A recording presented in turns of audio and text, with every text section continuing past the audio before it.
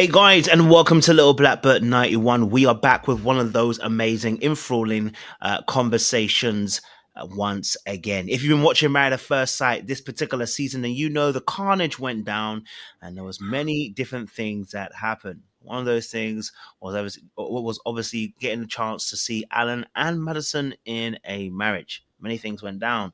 And so we decided we're going to bring Alan on to give his perspective and his particular viewpoint on his journey on Married at First Sight. As always, keep it cute, keep it classy, and keep it kosher in the chat like you always do. And let's show that undue respect. And I'm really pleased and honored to have Alan on the show today. Alan, how you doing today? I'm good, my friend. You know, I've been watching you on your YouTube channel for a while. I think you saw me creeping in the comments once or twice at the beginning. So pleasure to meet you. You know, I'm glad to be here. You know, you're one of the guys I actually was fighting for to be on. So I'm looking forward to it. Thank you very much. And I appreciate you fighting for us to be on because it's changed a lot of things. So God bless you, honestly, man. Actually a pleasure. Well, first instance, I like the shirt and I like the chain. You know me? I like you being audacious because I'm audacious. So for me personally, from one brother who wears one boxers, that's a bit crazy. I appreciate you, brother. You know? Yeah, man, you gotta represent. You gotta represent. Indeedy. Well, listen, before we even get anywhere into any conversations around Married at First Sight, and before we get to know you a bit better, you know, we got to make sure we do some human verification, you know, because I almost can't believe my eyes that I have you on my screen. I got to make sure that you actually are human and make sure you're not AI right in front of me. Is that okay? Yeah, of See, course. that's what I'm trying to say. You never know. You know, I got to tick the box and make sure human verification. Is there actually a box?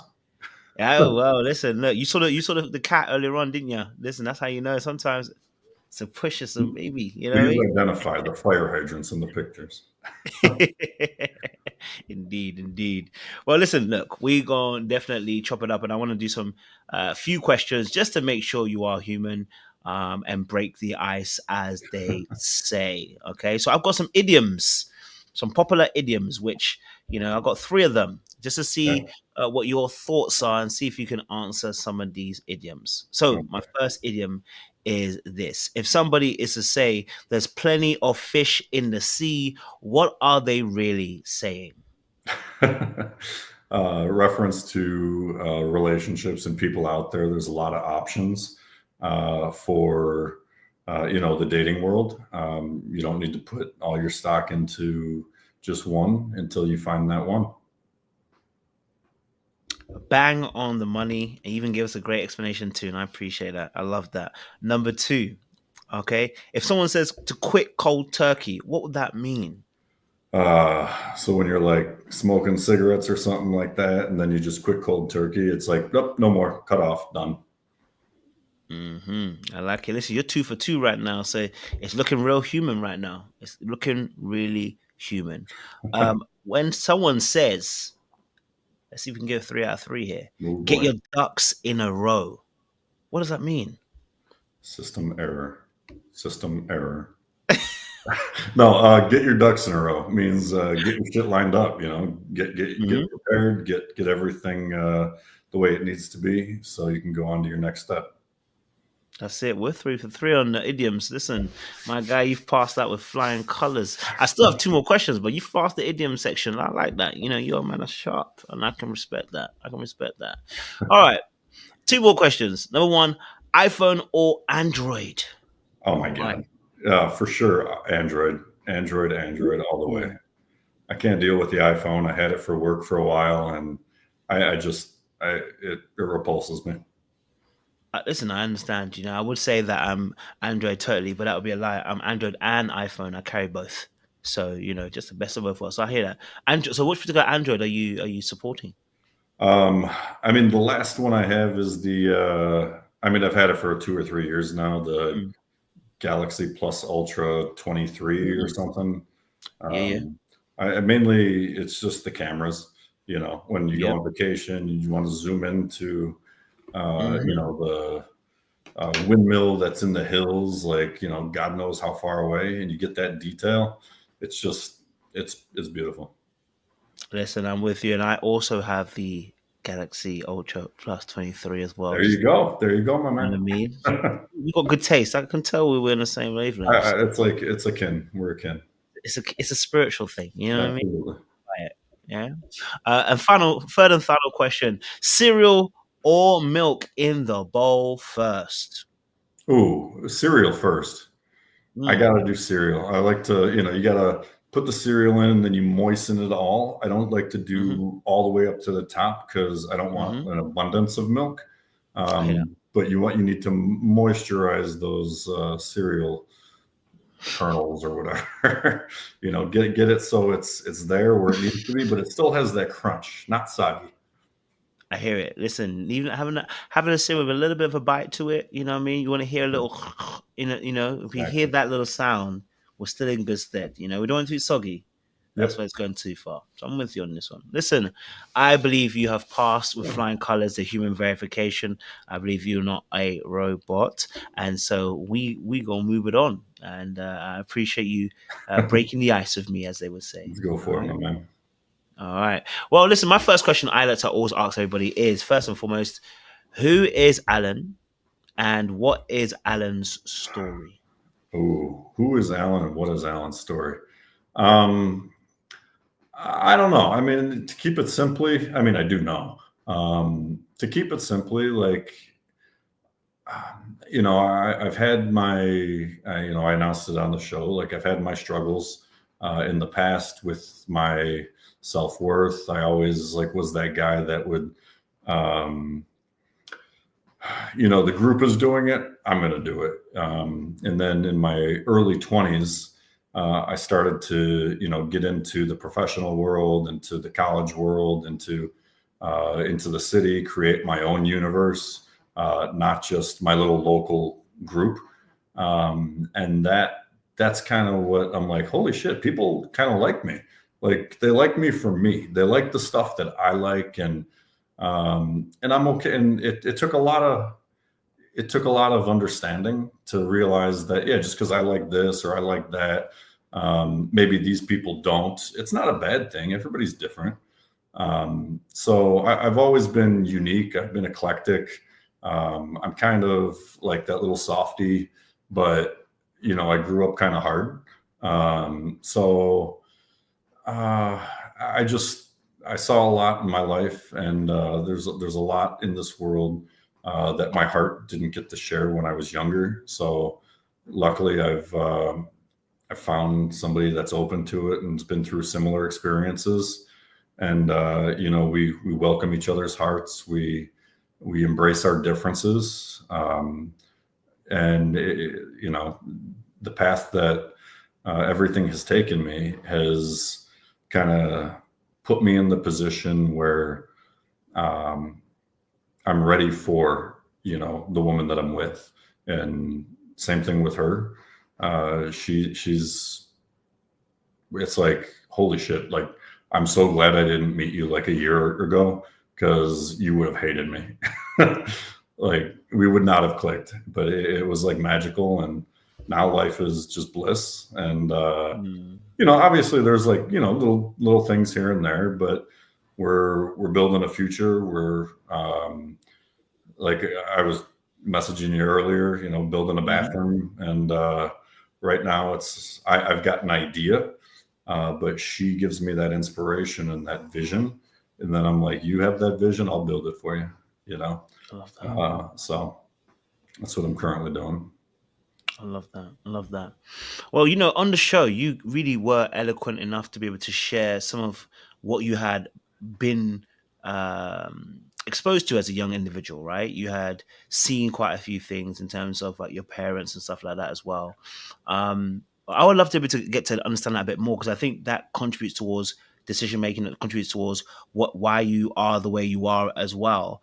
And you shared quite a bit when you were talking with Madison at the time. You talked about what you had seen with your parents.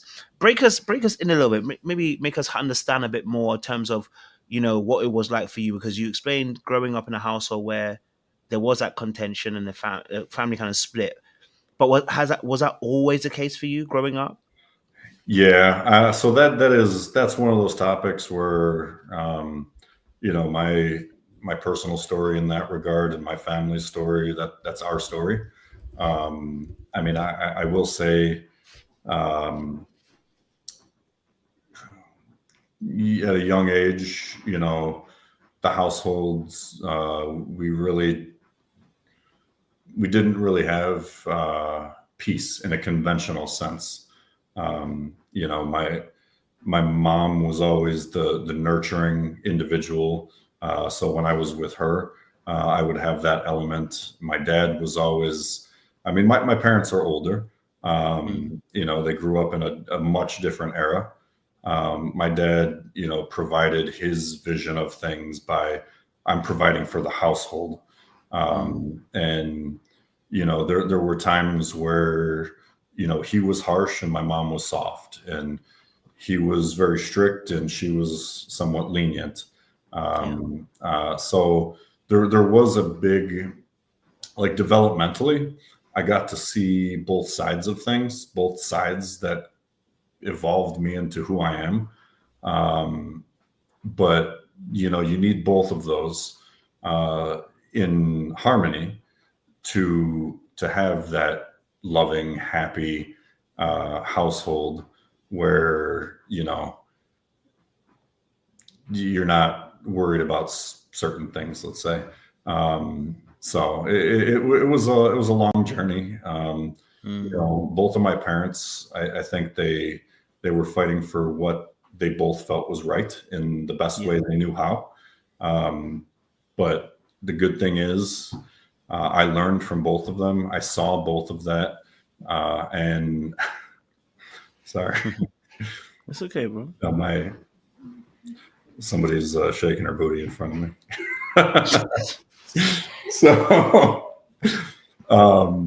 So yeah, you're not supposed to tell us. You're supposed to laugh. I tried, but I didn't want to, because it's a serious topic. It's a serious topic, and you know, I didn't want to make it seem like you're supposed to enjoy it without telling us. I do.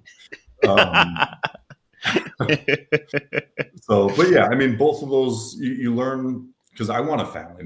I want to have the family and the love in a household where, you know, my house and my family is the unifying factor for all of our extended. You know, where it's the sense of peace. Everybody leaves their bullshit at the door. You know, it's Christmas time. Put your damn Santa hat on, and we're gonna have some turkey. You know, be happy, enjoy the moments that we have. We're all old enough where we just, you know, move on. So I appreciate you sharing that, and I know it's never easy, because I think even I talk about this on this channel quite a bit, about how the impact of parents, you know, does affect you growing up, you know, and that it's not always rosy, right? Like I explained to my audience that myself, you know, dealing with my dad and, you know, my mom, similar to you, dad's a bit more strict, our mom's a bit more lenient or more loving, you want to call it that way, more nurturing, you know, but sometimes you wanted that nurturing side from your dad, you know, sometimes you wanted a bit more hands-on. Maybe I wanted a bit more of the emotional response, you know, to be able to understand me better. You know what I mean? It's not every day I needed a firm hand or a firm word. Exactly. Sometimes I just needed to be, you know, arm around the shoulder. Hey, come on, son, look, I got you, like, you know, etc. Things to be explained to me, rather than, you know, some of the ways that it was taught, which some of it was helpful, but some of it also didn't allow for me to develop in my fullest capacity, you know, to be as well-rounded as I would have hoped to have been. So there's work that I had to have done. For you then, you know, like you said, having to, you know, deal with that difference, what impact does it make for you then? Have you noticed in maybe the adult relationships that you've formed with people coming from that particular background? I mean, I knew fairly early on, I'd say my mid-20s, that you know, I'm gonna have to be a certain way. You know, a provider. I make sure my family can always depend on me. You know, my mom and my dad are from very different socioeconomic standpoints. So I knew I would have to get my shit together or get my ducks in a row, you know, to make sure that she's at peace, right? So that was, I want to live my lifestyle. I'm an audacious, gaudy, sometimes outlandish person. I like nice things, but I'm a very blue collar, do it myself, take pride in my work kind of a guy.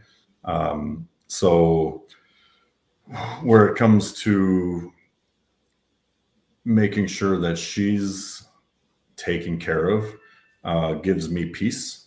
And I knew early on that, yeah, I'm gonna have to be that. So how do I make X amount of money? Where do I build my career? Originally I went to school to be a mechanic, when I was 18, 19, 20. Cars were always my passion. I bought my first car when I was 13, caught on 1988 Firebird GTA. Come on. Caught on fire, rebuilt the motor, it was seized. So that's where I'm like, oh, I could do this. But in the long run, I want to be that guy that plays his ball with his son, and sometimes your joints when you're a mechanic and you're 20 years into it, it's not the best. It's a little bit short. Yeah. And then on the opposite side, I wanted to be, for my dad, I wanted to rebuild that relationship, and I wanted to show him, hey, Dad, I'm not doing it the same way as you, but I'm my own man. I've got my life together. I'm happy with my life, and I can provide that security and stability for the family, for everyone. That's what gives me peace. What's the difficulties that you face then in journeying along that change? Because like yourself, I've also taken a very strong line in terms of, going on a different route, intentionally trying to learn, grow, do things differently, so that I can make sure that, like yourself, if I do have a son or even a daughter, I can make sure that I do things in a different way so that they can experience a father in a way that I necessarily didn't get to experience. But I do find there are difficulties in doing that you kind of hit again.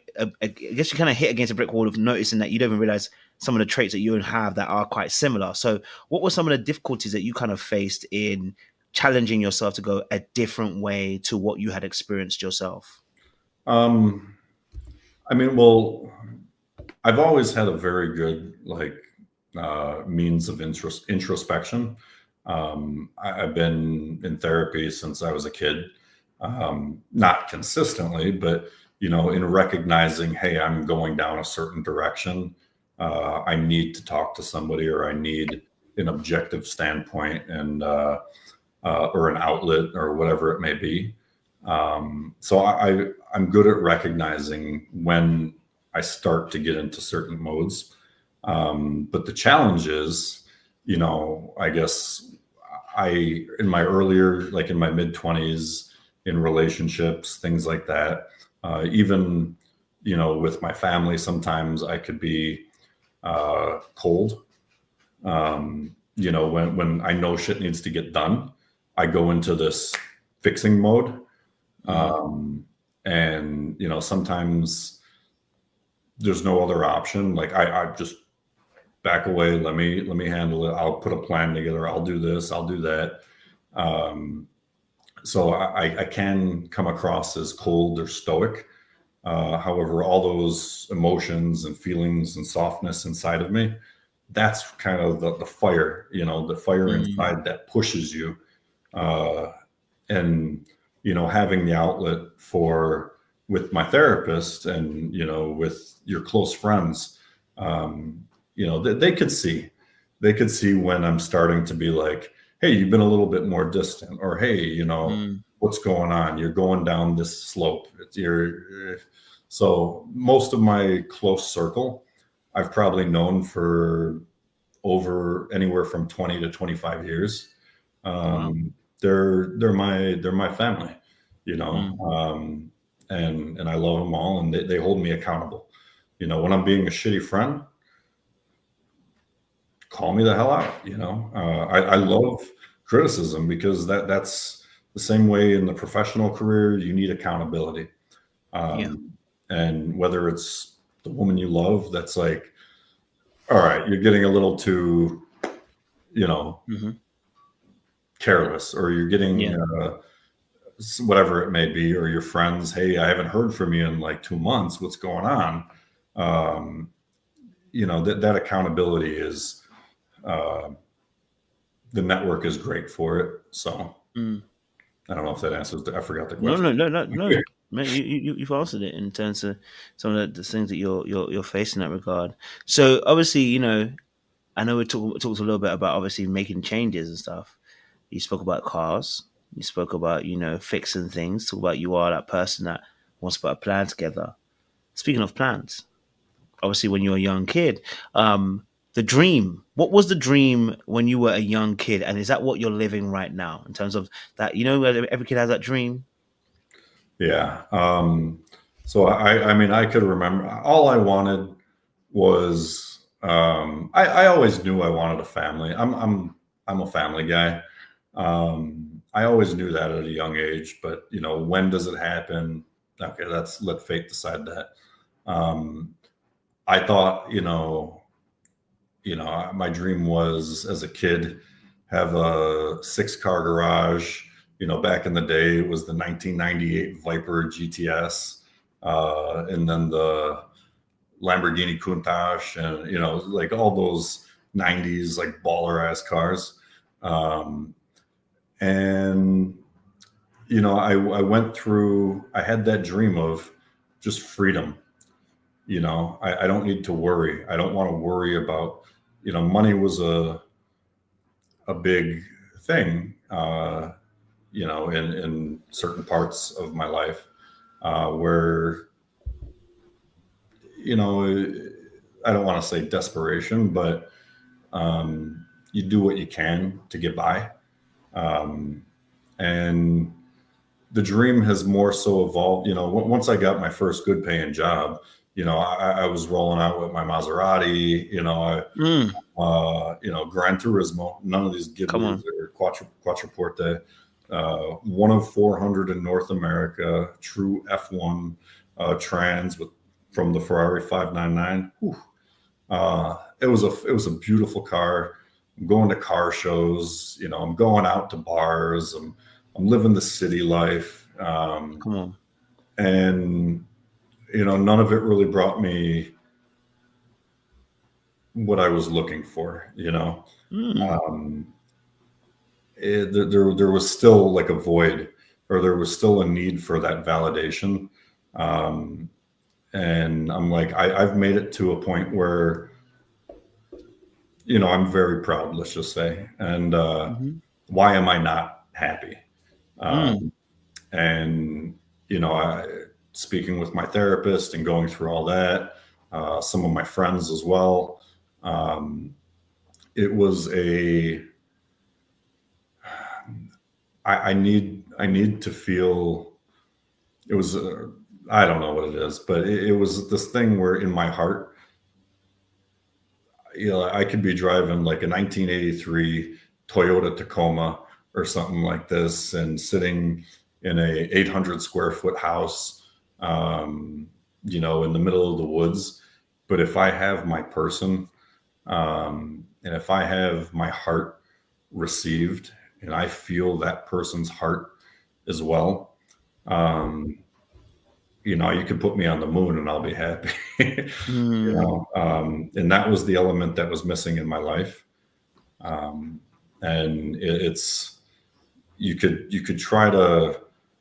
I guess in all my past relationships, there's always been these little compromises, mm-hmm. because you're searching for it, right? Yep. Um, and the expression, when you're searching for it, you'll never find it, but when you stop, it's right there.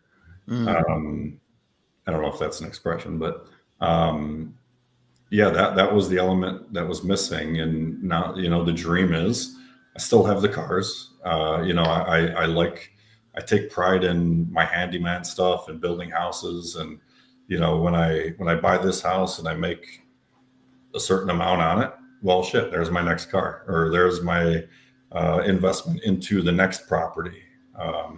So I like doing the flips. I like doing that. It allows me freedom. And then my standard salary is like just icing on the cake. So the dream is being loved, being loved Okay. and falling in love and and having that romanticized element where it's like, this motherfucker ain't weird. Mm. He's You're in tune with accepted. the art. He's accepted. That is exactly Mm. it. I was raised on Disney movies, Mm-hmm. so there's that romance, and The fantasy. yeah, That luckily romance. it's it's a rare gem that you need to appreciate when it comes about. I love that. So your dream in a sense is to be loved, is to love and to build, Yeah. and stuff as well. And it's interesting that you talk in terms of vehicles, in terms Oh, of explaining your concepts of what your ideas are and how you feel. Tell us a bit more about that, because I'm trying to understand. I think if anybody who doesn't know cars, maybe for instance, maybe they'll feel like they're outside of the conversation. But okay. let's bring them into the conversation. Like you mentioned about the 1983 car. What did that mean as as a theme, as an idea? Having that car, what did that mean? That I gotta say, that's what I love about you. You are one of the most observant mother truckers that I like that are, because that is the thing. That's the language that I know. Okay. In the 1983 beat up Toyota Tacoma. That's just, it's a pickup truck. It's an old beat up Okay.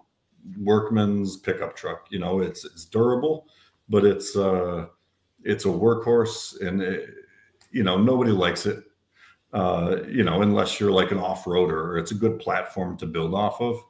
Mm, So, I don't need that shiny, nice Maserati or the Jaguar, that everybody knows. You know, I I position myself in my analogies based on how I see those vehicles fitting into different people's perceptions. mm, So, I'm not going to be going out and buying a $400,000 Ferrari.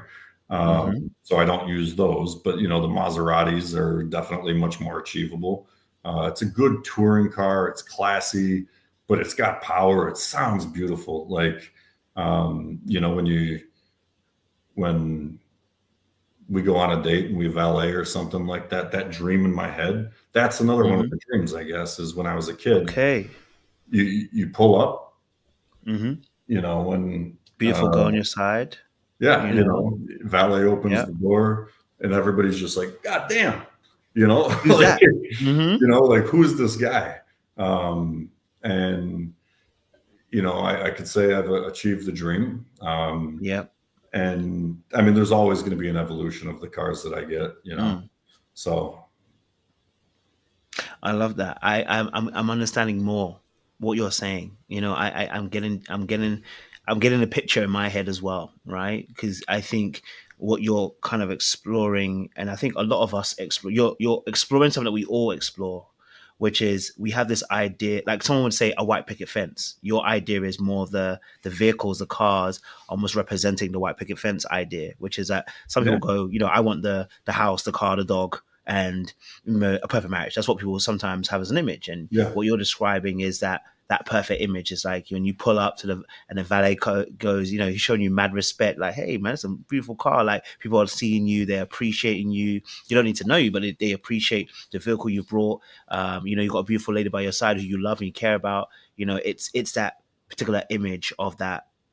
It's a fantasy, but it's achievable. It's not like something that's out there. yeah.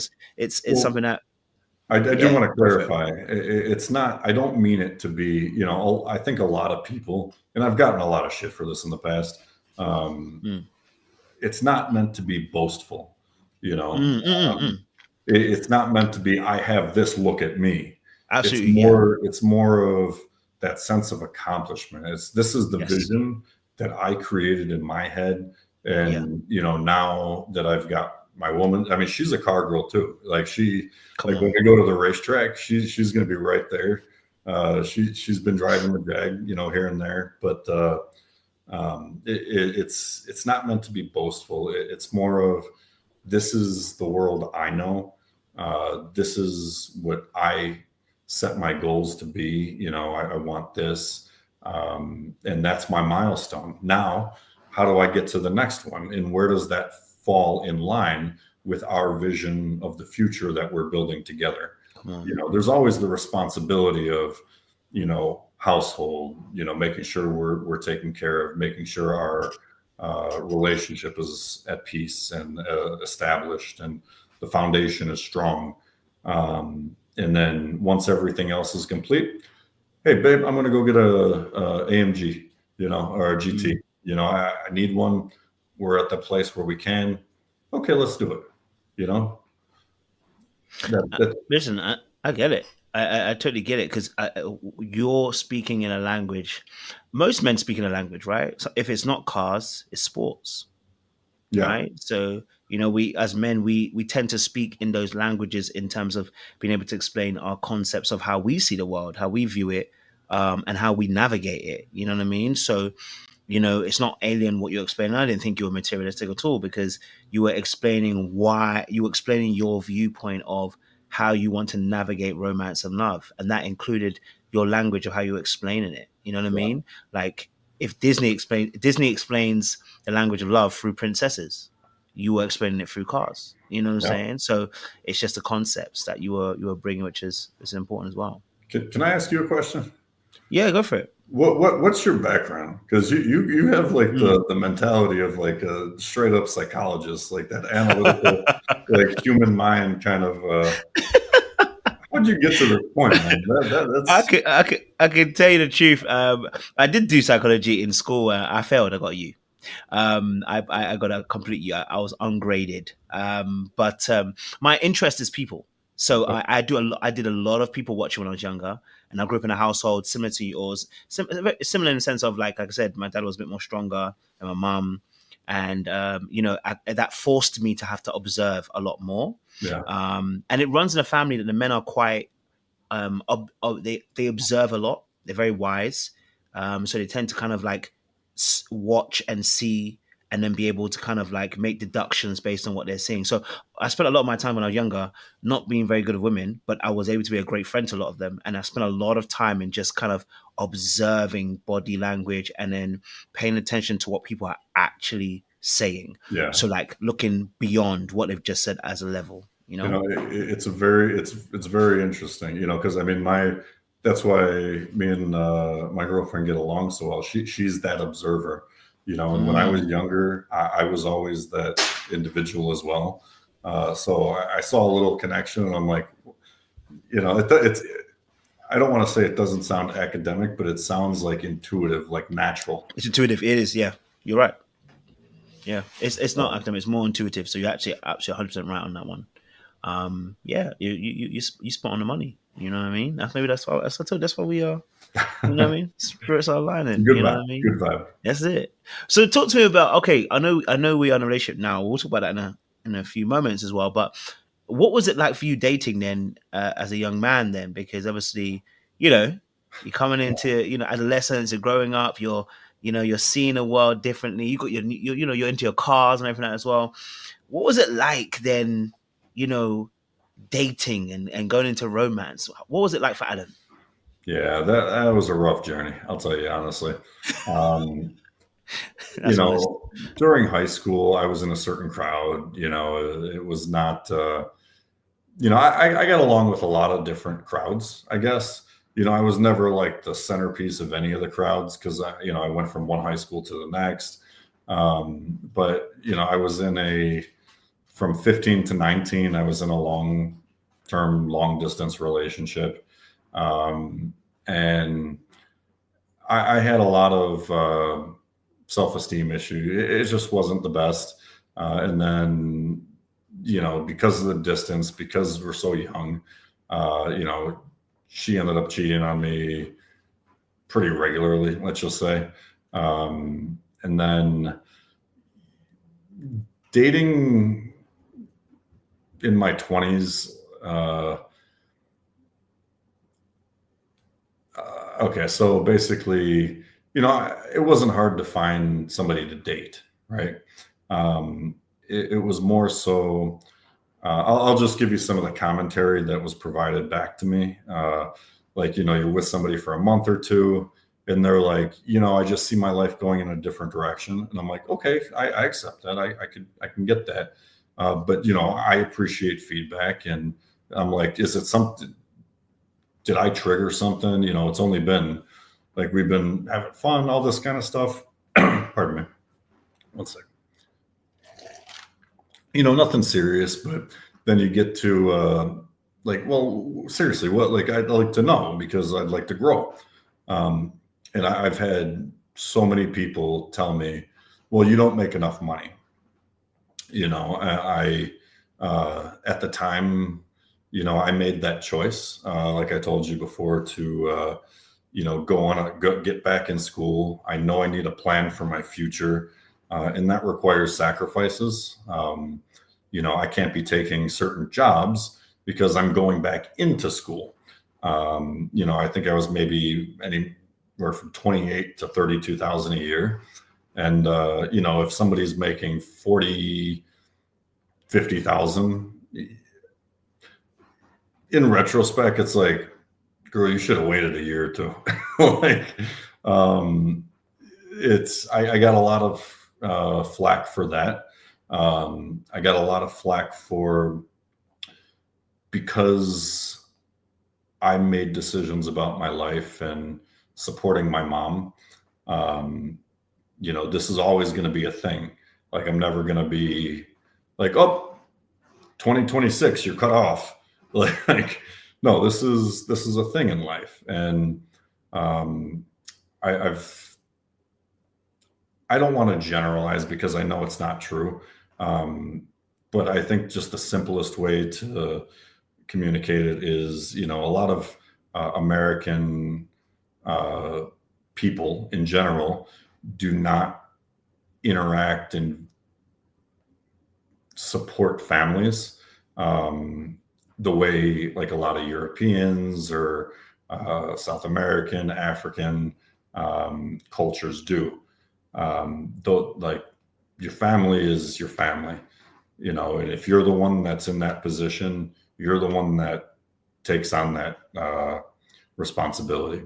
And a lot of people basically would tell me, well, if you're focusing on supporting your family or your mom, how are you going to build our relationship? And I'm like, it's really not hard. It's like, once you get to a certain point, you would think that our families kind of merge. Everybody knows each other. You understand a little bit more of the backstory. But it was a lot based around that. And then once I actually got out of college, I got my promotions, I moved into the next, then it's like, okay, this is annoying. Like, people take advantage of people circumstantially, and it's hard to determine somebody's genuine interest. And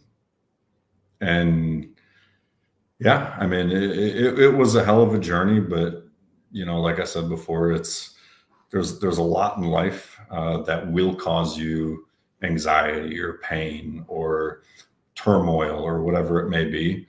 But you got to take the positivity from it and recognize, thank God this didn't end the way I originally had hoped, because you saw more of that person. But it prepares you, and it strengthens your heart. It strengthens your mindset. And because I was so adamant about, all my friends, not all my friends, but I got a lot of friends that, let's say, are fuckboys, kind of thing. And they're like, well, just come out with us, come do this. And I'm like, I'm just going to be the weirdo that's talking about like her motivations, or like, I don't want to do that. That's not like me. And it fortifies your testament to your values, who you are. And then when that right person comes around, it's like, God damn, where have you been this whole damn time? Um, so it's been a journey, but it's been a good one. The payoff would not have happened if I would not have went through all the bullshit. No, I get it. What you're saying in the sense of, or at least I hear the themes right underneath it all, which is, there was misunderstanding from people, right? Not really trying to get to know you. They would see your situation, but not see who you were in the situation, right? So they were observing that and then judging you based on the situation rather than the content of your heart and Yeah. your actions, in a sense, right? Well, and the inconvenience, it's like not everybody's patient. That's true. It's my plans in life sometimes take a couple years, so we're not going to be living that good life until blah, blah, blah, blah, so there's a lot of elements, and is what it is, it turned out right. So that's all I can say. At the time, how frustrating was it to experience the no's, the rejection, the turnaways, when you knew that you weren't a bad guy. You were trying to do something that was noble, which is you're still taking care of your family and doing an honorable thing, and then that was costing you opportunities. I mean, the frustration was there. Sometimes with myself and sometimes with the situation, sometimes with the other person.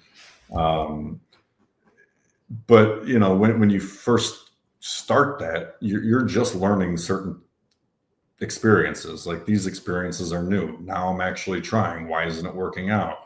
There's a whole analysis of, why did this fall through? Why did that fall through? And the frustration is there, but I mean, I've had frustration a lot in my life. So I think you get used to it and you move on. And I've been, seriously, therapy is like the shit. So it prepares you for a lot of things that, I've seen people, begin dating, and it's been 6 months. This is your first serious person. And it ends because you're not each other's people. And now you're absolutely crushed. Which reasonable, but you don't have the tools and means of coping with it in a non-self-destructive way. You don't have that insight or objectivity to say, okay, didn't work out. Now, what can I take from it? How can I be better and evolve from this negative experience? I think a lot of people are just, I hate to say it, but like, this coddling, it's that you don't get to experience certain emotions that you need to in life, and if you don't experience them and you're sheltered for so long and you're whatever, it doesn't give you that emotional intelligence or capabilities of, handling when you do have that partner, and when you do have, maybe it's just a friendship. How do you navigate through conflict? No, I'm definitely here on that aspect as well. So obviously, then what then took you to Married at First Sight? Because like I think like you said, getting them is not the problem. You know what I mean? It's not Yeah. getting a lady is not a problem. So what was happening for you around that time that you decided that, you know what, Married at First Sight can be an avenue that you could explore? So, I mean, I'm going to preface it. Alan's always been Alan. You know, I'm a unique guy, and my the honest truth is my friend's wife. You know, I've known her for she's one of my best friends as well. She's like a sister to me. Um, she's known me through the ups, the downs, the weirdness, the sadness, the happiness. She sent me a link and was like, Alan, you're built for TV. This is, you know, you're such a good guy. You probably have the best chance out of anybody uh, to make something out of it, you know, and to find, because, you know, she knew I was in that dating world and trying to find, you know, prior to the show, I hired a matchmaker because I was just sick with the apps and things, the superficiality of the transactional. I don't mean that as I don't mean that as a, but you know, when you're swiping, it is what it is. I get Um, you. Hmm. the so yeah, she was like, I sat on it for about a month. Mm. And I'm like, you know, ha ha ha ha. And then one night, I think we were all just hanging out, and I went home, and I'm like, why not? They're not gonna talk to me anyway. Yeah. And No then one's I there. went through one interview, and I'm like, oh shit, they're gonna pick me. Like, Mm. and it's an intensive. I probably went through 15 hours of interviews. Um, you know, there's psychiatric evaluations. It's an intensive process. And I think on the first or second interview, I'm like, son of a bitch, they're actually gonna pick me. Why the like I was not prepared at that point. Um, Mm. but you know, I started doing a little bit more research, and I ran the statistics. I looked at some of the prior examples on the show, and yeah, it like I could be that 20%. Mm. It's interesting because obviously someone else said they did the statistics, but they had a different mindset to it as well, which is really interesting. Why did you run the statistics? Is that something that they gave? Did they give you the statistics, or is it just something No, that you no. just? I mean, my profession, you know, I used to be a Ah, programmer. You know, I makes would sense. run, I grew my career based on data analytics, turned into system design, turned into architecture. So it, it evolved. I just have that analytical mindset. And if I'm entering something, I don't want to do something stupidly. Um, you know, I want to, it's a calculated decision and considered.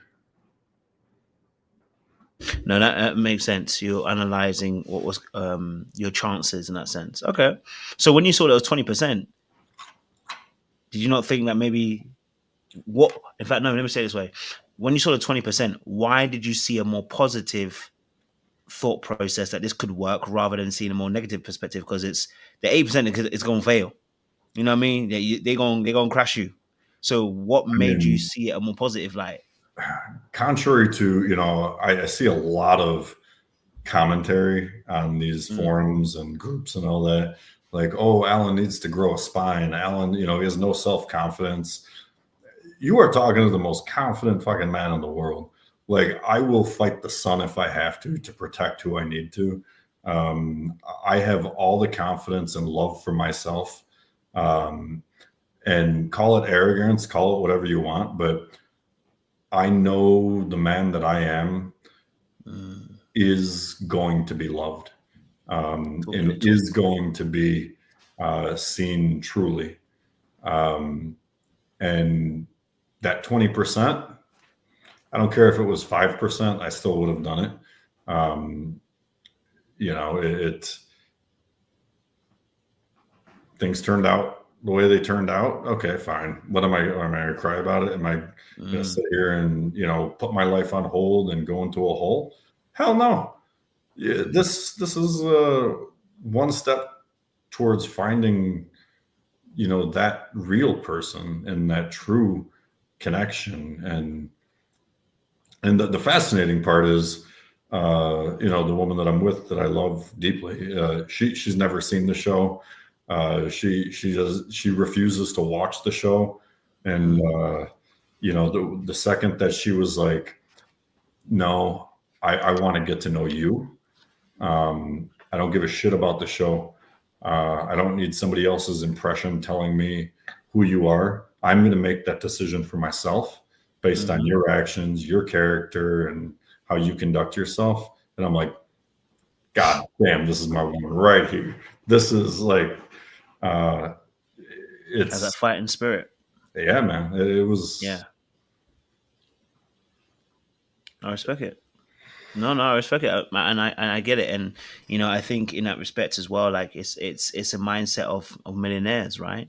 Millionaires know that there is a slim chance there'll be one, but they believe that there'll be one, right? And that's oh, what makes them the millionaire. So you taking that 20% and saying, I believe I'll be the 20% is also that same mindset. It's a winning sports mindset. If you ever done sports before and you've reached the top, people who've reached the top level, they'll tell you, listen, they know the percentages. There's a very slim chance you're going to reach the top, but they yeah. believe that they're going to be a part of that top, and that's what makes them who they actually are. So I get that as well. So going through the process, having those almost like 15 hours of interviews, and then suddenly realizing actually I'm going to be chosen. I'm now going to be part of this process in that space for you as well.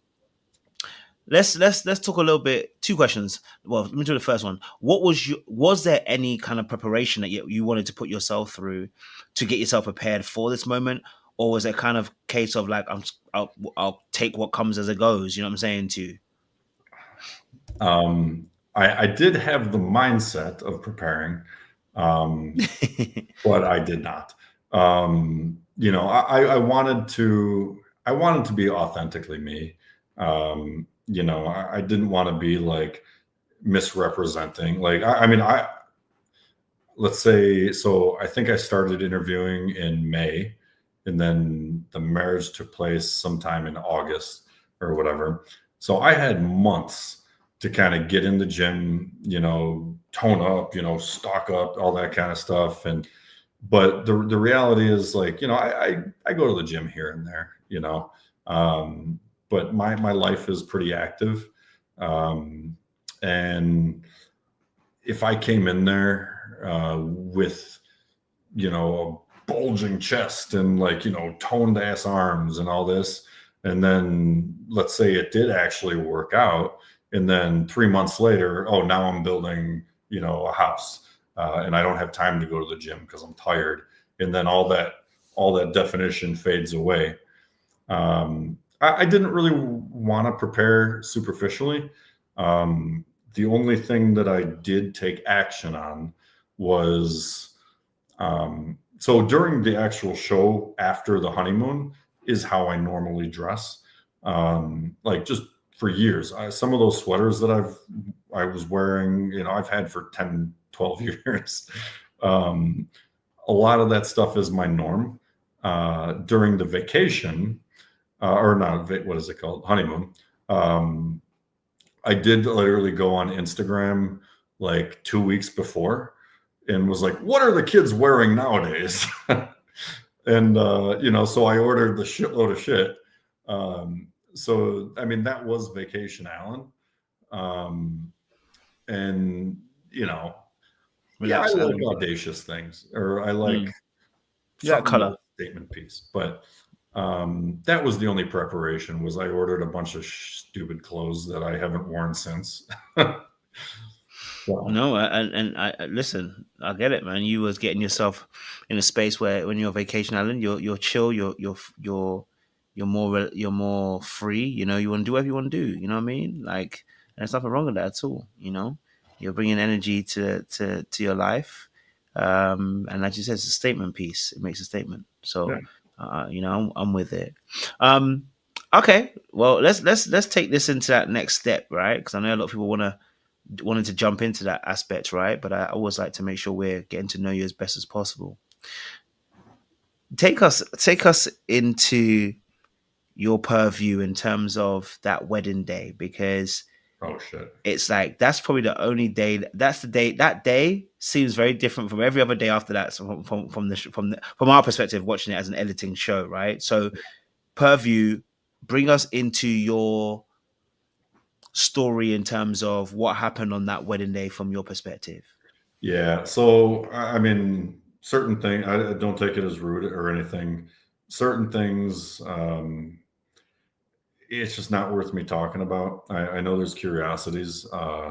I'll simply say that the wedding day was depicted the way it was depicted, and that was pretty close to reality.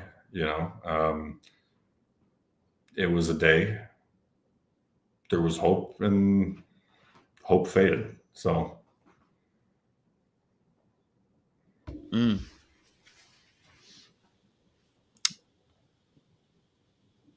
I just don't honestly like. I just don't You like. don't have to. You don't have to. We're not asking you to stretch anybody. I don't want you to stretch anybody. What we're talking about is your purview. So your purview. You don't have to stretch the other person. You just need to give us Well, your I don't purview. honestly. I don't give a shit about that. It's more of Mm, I'm in my relationship now, and mm, um, looking back at certain things and reflecting on this and that, it benefits me in no way. Um, mm, and it's just something I don't care to, you know, talk about, relive, analyze, or anything along those lines. I don't mind giving generalities and stuff, mm. or clarifying, how this was represented a certain way. Was that correct? But I'm not one that focuses or looks back on the past. I experienced it. I took what I needed in those moments. I've grown, and it's today. It's not a year and a half ago. That's cool.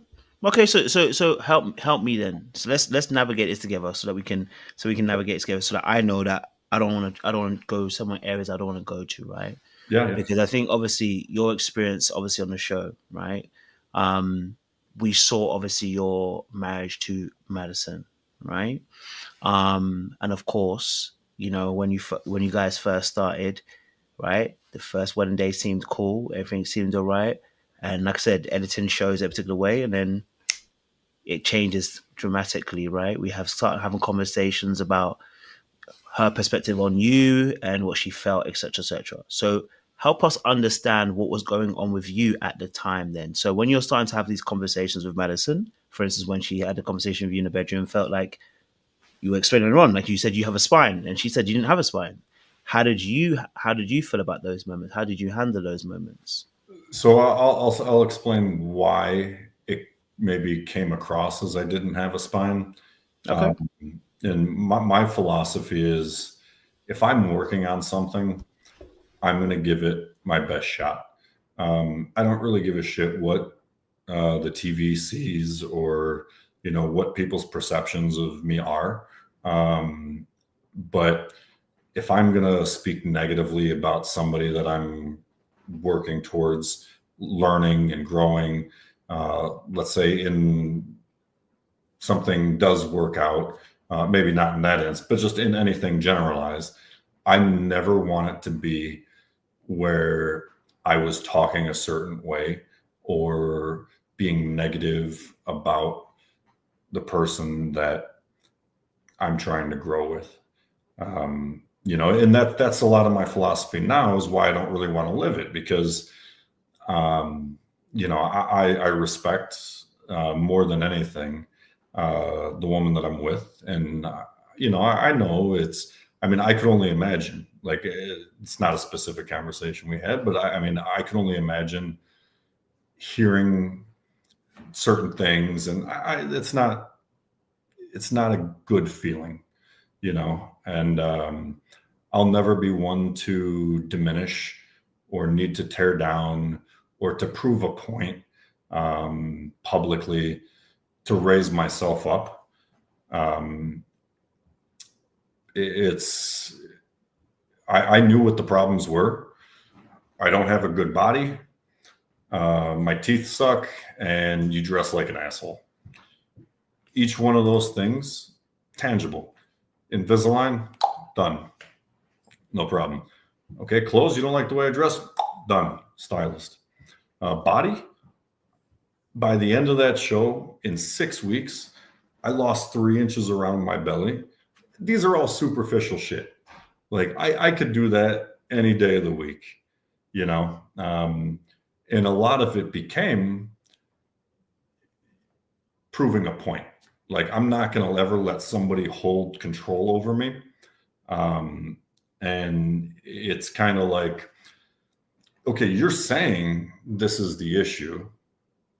Issues are fixed. Now what? Be honest. Like, I'm not stupid. Like, I can read people, you know?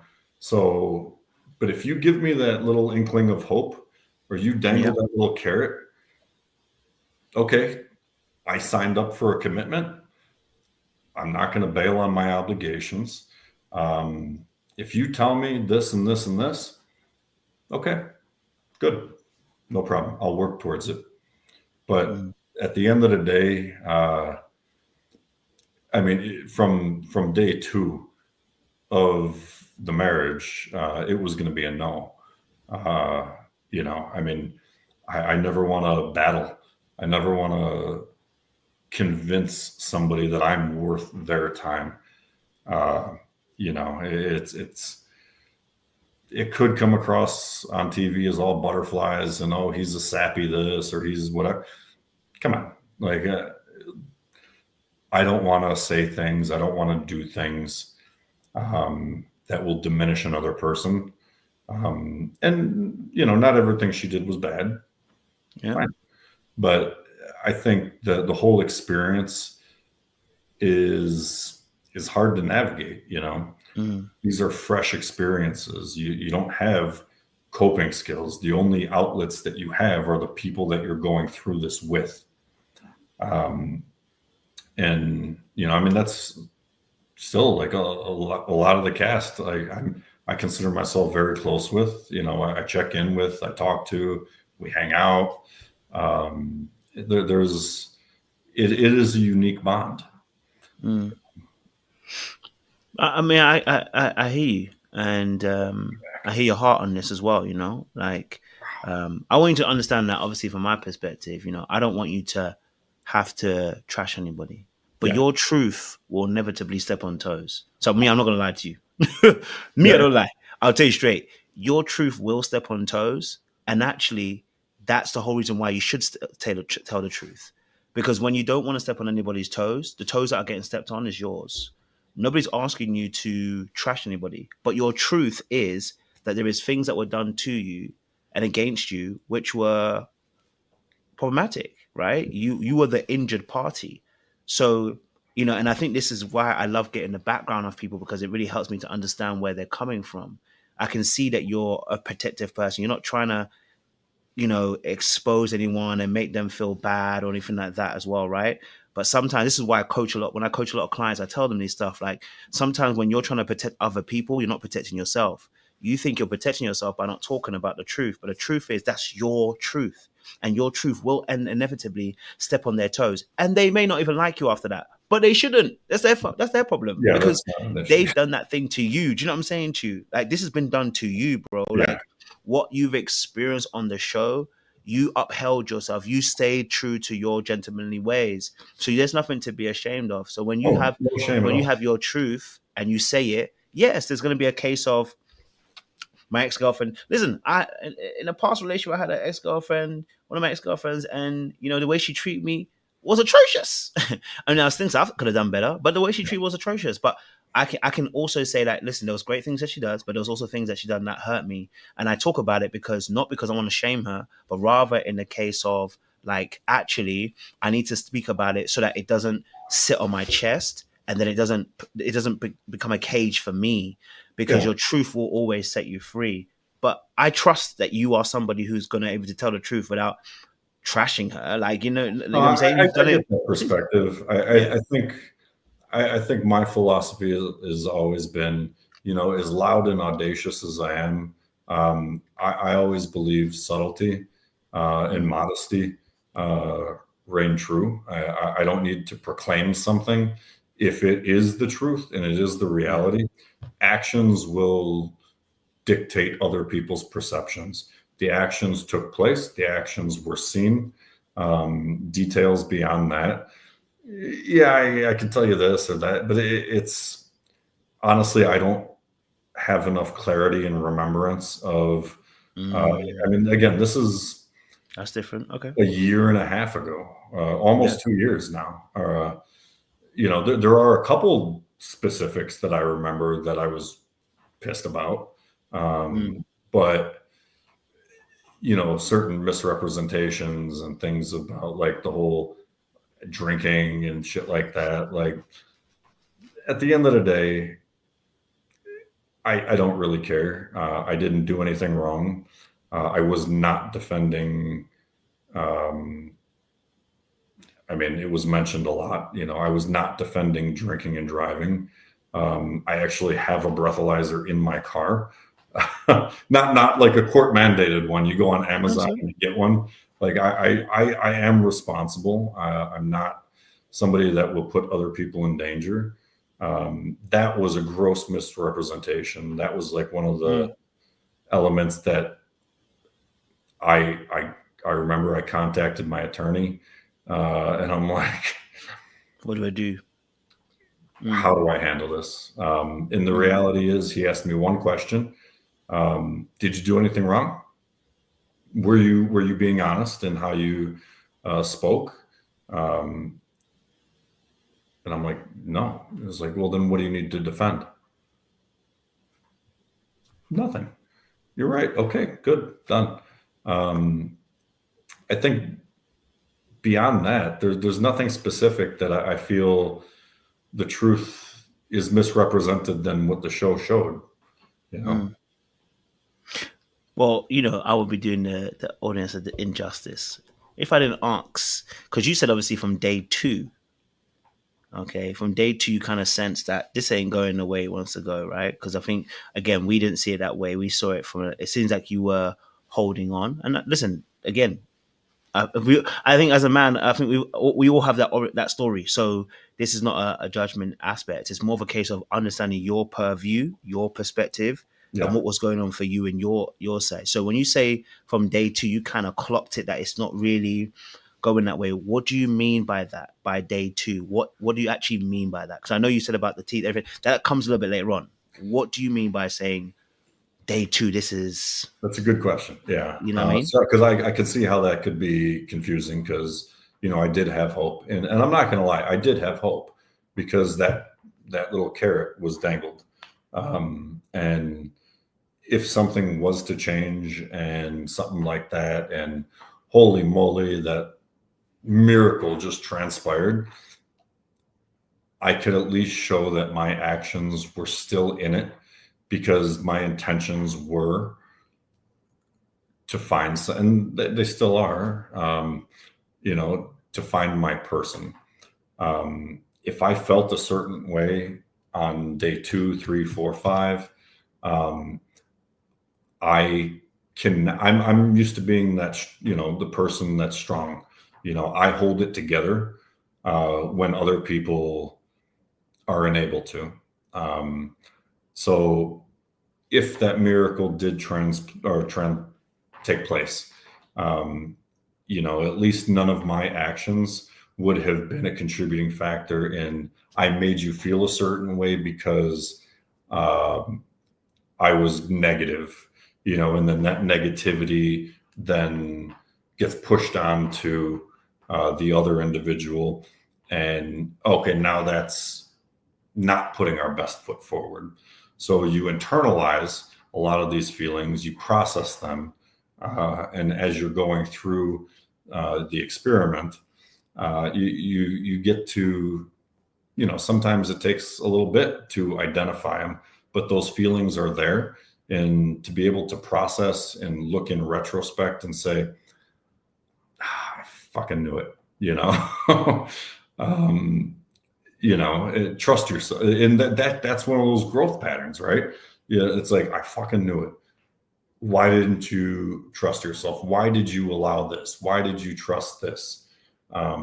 You know, do you really have to be the nice guy all the time? You know, again, this is public national television. A lot of this stuff could impact people's careers, people's lives, people's personal family. It's not my place to negatively say anything about anybody, you know. No, I hear you. You know, I think um, entreat me on this. You know, so when you said obviously, like you kind of effing knew it, right? You had that kind of moment. You know, I've been there too, where you're like, that was my one of my last relationships I had. I said I should have listened to my gut instinct at the very beginning when I saw the red flag and I saw it. I said, and this is my actual thought. I said, it'll be okay because I know my goodness will cover this situation. That person won't have to distrust me. They won't have to feel like, I'm doing anything. And actually the very thing I ignored is actually what opened the door for, I mean, a ton of things that happened, to be honest. It wasn't just like one thing. So I want to know for you, when you're like, when you explain and say, that effing, I effing knew it kind of moment, um, why, and you see that having that almost like that voice in your head, what for you was kind of preventing you being able to just almost call it out all the way for you per se in the moment? And I know there's a process, so I'm not saying that, I'm not ignoring it. I'm just saying for you per se, I'm trying to get your perspective. Yeah. What seemingly was, from our perspective, was stopping you from kind of just calling it out? Boom. I know you did later on, so I'm just wondering from you, your journey and that perspective. Unless I know something, Mm, speculation and assumptions never lead to anything uh, worthwhile, you know. Um, the only thing that I could control is my own feelings, my own reactions, my own um, interpretation of events. And I've been wrong. You know, mm, I've misread situations plenty of times. Um, you know, and but there is I'll reinforce the learning from that experience was just in a positive way. Um, just as strongly as I knew you could put all the effort into it in the world, it doesn't matter yeah. because it's two people. I can't Mm, control somebody else. I can't control somebody's feelings.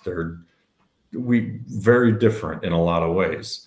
Um, and trusting that gut feeling and saying, it's somewhere like right in there, um, is exactly what I did with my girlfriend when the day I met her, like 10 minutes in after our conversation, you just I went up to two or three of my friends and I'm like, that's my future wife. Like I mm, know it. I felt it. And the whole time, I'm like, you're mine. You, mm, you are mine. So get used to it. I'm not going anywhere. And she mm, she was like, but trusting that feeling, trusting that I felt every ounce of her attention the second we started talking was just us. You know, mm. the world didn't exist. And that's how powerful that was, that same feeling, I know but this in feeling. a positive way. And instead of Yeah. being jaded, or instead of being, I've been through this a million times, the rejection, I've been played, I've been whatever. No, that gut feeling that tells me it's real, that is exactly the learning and growth that I choose to take from those experiences. Mm. Would it be fair to say that you never had that with Madison then? Pardon me? Would it be fair to say that you never really had that instant feeling that Never. this person's my person with Madison? No. I've always had to prove. I've always had to work. I've always had Um, to. Yeah, no, this was like fucking like the light just shined down from God saying, Alan, fucking sorry, pardon Wake my up. language. No, that's all But right. like, you know, it's just it just is. It just Mm. is. So then, obviously, following that journey, events unfolded, unfortunately, Oh, against you. just sorry, I don't mean to interrupt. I That's do cool. have a hard cut in about 15 minutes. That's cool. That's So cool. That's not problem at all. I respect that. Thank you for telling me. So obviously for you, like in this situation, when it came to this situation between you and Madison, I think the main one people really want to know about, obviously, a case is the situation that obviously led to the cheating, which obviously is not in your control. It's not something that you can control. This is what someone else is. So in that space, we have this conversation between you and Madison, you and Michelle in the kitchen, and we see the realization yeah, happen in real time. And I want to know if before that realization that Michelle brings to you, I mean, we were quite hard on her, but to be fair, there was an aspect that you needed to know. Before that realization, was there any kind of thoughts towards this being a case or situation that's happening behind your back, in a sense? Did you have any inkling, any sniff no, at all? not Okay. at all. No, I had enough like, you know, I think it's been said on one or two interviews, like, um, you know, David and I, you can't be friends in 6 weeks or something like that. You can't be like good, but I choose to not See believe it that. differently. Like, you Yeah. know, when I'm honest with somebody and when I'm open with somebody, that means I'm accepting, you know, I'm beginning a friendship. Yeah, it's not, I don't hold it anywhere near as dear to like, you know, my brothers from another mother, you know, those kinds of things. But it's, you could tell good person, a good people beget good people, right? And a lot of the pain more so came from uh, just how do you not just be honest? Like you know the situation.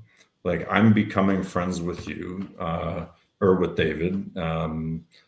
Madison, you know, I thought enough of her character to just be like, and I thought she was strong enough to just be like, Alan,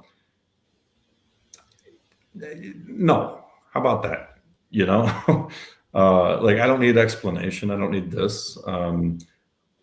I think I put a little bit too much faith in them being able to handle a situation like that. And I think I saw more strength in them. I don't want to diminish their character. I don't believe they're bad people. Um, but I think I saw a little bit more strength to be like, we know we're going to impact another human. So just rip the band-aid off, you know? And I think on day two, like, or day two of the honeymoon or something, I think I was like, listen, or three or whatever it was. Um, if you don't want to be with me, just tell me. And it's okay. Like I'm a big boy. Like Mm, I've not a big deal. It's an experiment, right? hmm. Um, so I vocalized that, I verbalized it, and because I did, you know, I didn't harp on it. Like I didn't bang and bang and bang on with that same sentiment, but I did mention it at the beginning. If there's ever a point where there's zero hope, just let me know. You know. Mm. So I think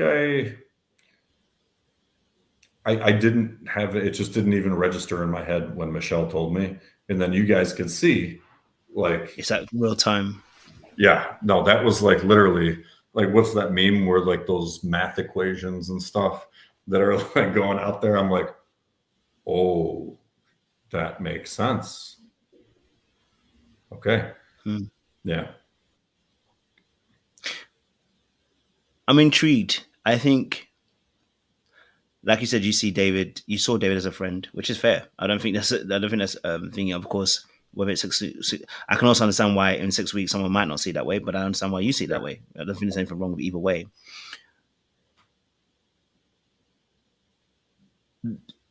I guess I'm intrigued to find out your. This is a betrayal. This is betrayal. Yeah. Like in the sense of like we're talking brother to brother. From your perspective, this is a very deep betrayal. And I know that obviously now you guys are keeping it cool now because you guys have moved on in time and you guys meet up and stuff. But at the time, this is a betrayal. Yeah. You know, so that's a different like Madison doing it. Yeah, okay, but this is a brother to brother. So now you look back at or what you can remember and looking back over. Is there aspects you look back? So sometimes you look back and you're like, damn, I didn't even I missed this and this. You were saying this and this, and I realized now I look back and realizing no, you was already beelining at that point. Like, is do you look back and think to yourself those moments, or is it a case again? It's just straight up. This is out the blue now. It's not. You don't. There was no clues left, as they would say. No, I think as soon as Michelle started kind of saying, "Hey, this could be a possibility," I don't have proof, but it makes sense. I think like there was certain things started making sense. You know, timelines started lining up. Events like, I mean, events that normally I would not be accepting of um, were starting to register and be like, wow, okay. So that was just clear bullshit. Um, I honestly, I don't know how to vocalize it just because it has not even registered in my head. Like with my mentality, literally the week after that event took place at the retreat, um, done. I'm moving on, and the thought process does not stick with me. The recollections don't stick with me. It's just, it was a 2-month part of my life. And it doesn't hold a lot of stock, I, I've learned stuff, but it's not that impactful, where I hold on to it. I have a very, very bad memory to begin with. That's fair. So, but yeah, I don't No, know if that answers, but no, okay, that's so cool. Listen, I don't want to go past your time limit. So let me say this. So looking back now, what were the key learns for you coming out of this situation? What were some of the key learns that you kind of grasped from this experience on the show? um, I mean, really, the main thing is that same motif of be you. You be true to you. I'm a weirdo. It's okay. Somebody's gonna like it. There's always a type of weird for a type of weird. Not everybody needs to be in your life, and just honor yourself. Don't do things for other people. Don't put that space in your head where somebody's judgment or somebody's impression of you will, alter your conduct as it naturally would be, as long as it's within a good moral conduct. Um, and the second thing would be just because that's kind of how I acted, that reassurance. Um, I mean, I see a lot of love, from everybody. There's always going to be some asshole that says this or that, but there's an unheard amount of support that I've seen and I've felt that I've never had in my life. And it's because, well, I don't want to say never. Um, Coming from strangers, that's a different type of people perceive you in a very surface level, and that support on that level, I've never seen. I've never been the person that was looked favorably at. In my head, it's a different story. And I thought I was going crazy for a while, but Being gaslit. it's very reassuring. And, I do appreciate all the positivity, and people recognizing that you could be you as long as you're authentic and genuine, and not an asshole, unless you have to be, but it's very honoring. Now, obviously, my last few question, I guess, is obviously you light up when you talk about your current relationship. Oh yeah. We see how excited you are. You've spoken boldly about what she's brought to your life and how she has changed your purview as such. Tell us a little bit more about this relationship. I know I've got a few minutes, so just spice us a little bit about this relationship. What's been so great about it? I don't know if you can tell us how you guys met, and just really spice us a little bit, inspire us a little bit, because some of us are Yeah, yeah. single. We ain't seeing love right now, so. Well, I'll give you the quick down and Mm, dirty intro how we met. It was organically. We were I do karaoke a lot. So I was at my little local karaoke bar with one of my buddies, actually Audie, that was on the show. And we're sitting there having chicken wings, and I see this girl, like, God damn, like, and then she was like kind of looking over, had a quick conversation with my buddy, and started asking for our celery. And I pulled him aside. I'm like, bro, you are a horrible wingman. Horrible. Like, hook a brother up. And then basically about 10 minutes later, I'm like, hey, I was coming back from the bathroom. I'm like, hey, can I talk to you? Come on now. And See? she's like, do you want to talk to me? And I'm like, I grabbed her chair. That was my moment. I grabbed her chair, pulled it into me, and I'm like, I want to hear everything you have to say. I want to know everything about you. And then from there, I think we were talking all night. We spent, we didn't go home or anything like that, but we were just out and about. And we spent time together for the next like 8 hours. And then 2 days later, we had a little, because I'm like, oh, maybe that's just one of those in the moment kind of things. Dear things, yeah. Had a little dinner cruise on Lake Michigan. Actually, shit, my battery's about to die. And it just made sense. And from there, we decided, not decided, but we felt it, to honor those feelings, validate them for each other. They're reciprocated from both ends in every way. The chemistry is like the stars shining in Yellowstone National Park. We have similar direction in life. We want all the same things. And she's right here. Oh, she can come in if she wants to. Feel free if you want. No. Hey, it's up to you. Don't worry. It's yours. But she'll come and say hi to you backstage. But no worries. no, it changed my life. I know that kind of love. But I'm sorry if my That's going to die in a minute. So Oh. let me. That's fine. We'll wrap it up here.